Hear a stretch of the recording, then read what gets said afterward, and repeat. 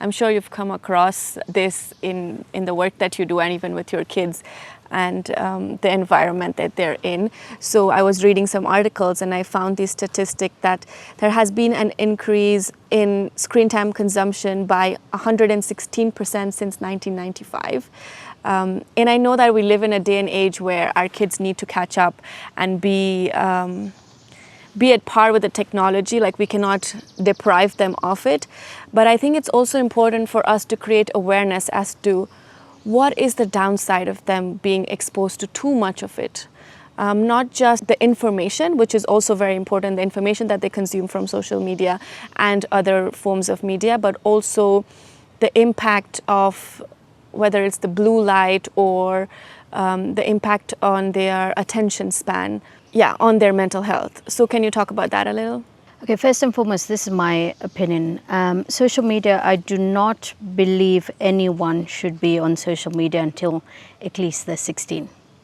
But it's a personal choice, and some parents choose to do it or allow their children to do it, and some choose not to do it. It's about understanding and seeing what works for you, and information. Expressing to your child, this and this could go wrong, this and this is happening, and making them understand before they make that choice. And creating, so many parents choose to let their children eat with the iPad.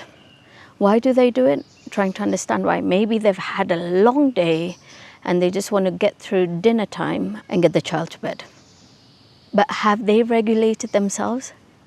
It's about looking at you. Are you ready to be like, okay, great, I've had a long day. I've had X amount of time to get myself back into my body. Are you aware of even what is happening to yourself, that you then are like, okay, this is happening to me, let me work on it, do this, and we can make dinner time like this, and things like that. And some may be like, they may have fussy eaters, which is fair, which is valid. But instead of being like, let's just shove the food down their throat while they're watching tech, how can we work on it? And making it a safe environment for the parents to come and share this, because we live in a society where there's so much judgment. Of course. And we're quick to assume, and then we're quick to gossip as well. So it's just creating that safe environment for parents to come and say, actually, I'm struggling with this. And support one another through it all. Yes, there needs to be a balance. Blue light before bedtime, because your brain overactivates. And how can we switch it off? You may have to do it. You may be like, okay, I know you need I need you to have 20 minutes of screen time so I can get ABC and thing done. But plan it in a way, not just before bedtime. Be aware of why you need them to have it.